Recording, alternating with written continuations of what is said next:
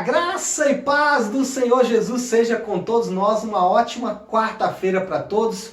Quarta-feira, dia 22 de julho de 2020. Bom, nesta quarta-feira é sempre dia de dar uma palavra pastoral. E eu tenho seguido a palavra pastoral a partir da pregação do último domingo, fazendo uma espécie de recordação do que vimos no domingo, já que o domingo já está bem distante, já passou aí 3 dias. Então a quarta-feira a gente tem reservado para dar uma palavra pastoral em cima exatamente da palavra que foi ministrada no último domingo. E nesta semana o assunto é discipulado ou crescimento na vida cristã, esse doce chamado de Jesus Cristo para andar com Ele e caminhar com Ele nessa maravilhosa tarefa da vida cristã, nessa aventura chamada vida cristã, nesse ambiente maravilhoso da presença do Espírito Santo, onde somos transformados. O texto básico que eu quero usar nessa manhã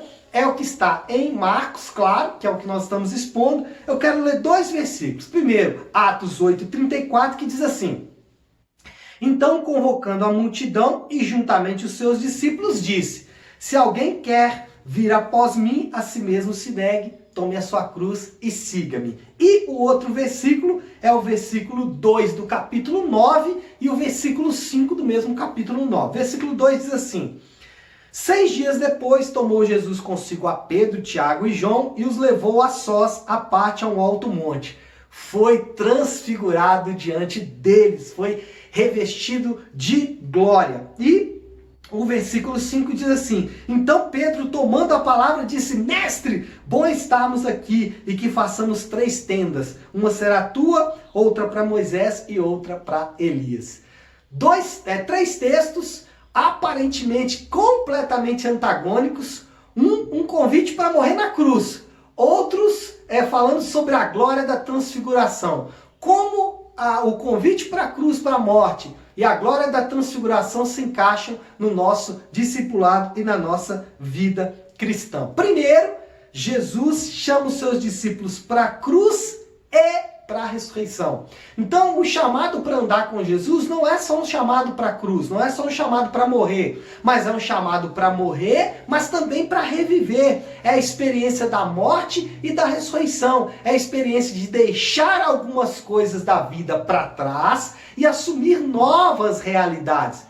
Então, por isso que a experiência do discipulado é uma experiência de uma nova vida, porque você deixa para trás aquela vida, uma vida centrada em você mesmo, uma vida baseada na sua performance, na sua própria capacidade de construir a própria vida, centrado nos seus desejos, centrado na sua vontade, e passa para uma nova vida, uma vida centrada nele, onde a performance dele é que vai marcar a sua vida, onde a graça e a misericórdia dele serão os grandes motivadores para que você possa viver a vida. Então, primeira coisa, a experiência da cruz, da morte, e a experiência da ressurreição, a experiência de uma nova vida em Cristo. Segundo, esse contraste também diz que nós nunca passaríamos por dores. Ele nunca disse isso. Nesse convite para o discipulado, nesse convite para andar com ele nunca disse que nunca passaríamos por dores, mas que ele sempre estaria conosco. O Salmo 23, o famoso Salmo 23,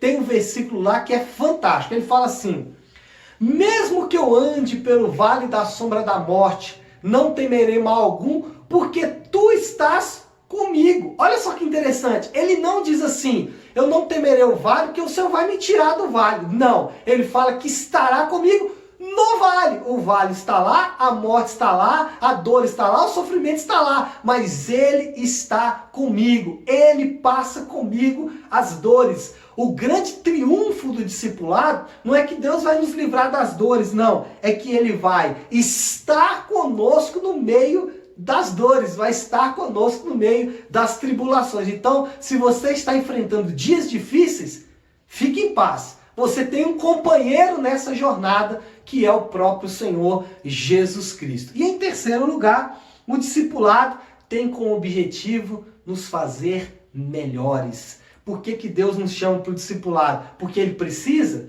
Porque Ele quer testemunhar do nome dele? Não, porque ele não precisa disso. O chamado ao discipulado é que ele quer nos fazer melhores. Lembra do fruto do Espírito?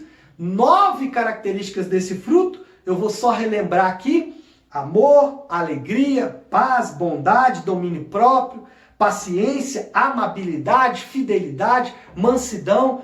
Quiçá nós tivéssemos todas essas características, quiçá pudéssemos viver isso. O discipulado é exatamente para desenvolver essas características na nossa vida. Agora, interessante, o fruto é do Espírito, mas o benefício é nosso. O fruto é do Espírito, mas alimenta a nossa alma. E a nossa alma é uma devoradora voraz. Então você pode se encher de remédios para alimentar a sua alma, se encher de prazeres do mundo para alimentar a sua alma, se encher de prazeres da carne para alimentar a sua alma. Mas você vai se sentir faminto, um buraco que é da presença de Deus. Agora, se você se alimenta do Espírito, aí você vai encontrar saciedade eterna, e essa é a proposta do discipulado. Então é isso, pessoal. Espero que essa palavra aqueça o seu coração, você tenha um resto de semana abençoado na presença do Senhor e que Deus nos abençoe em nome de Jesus.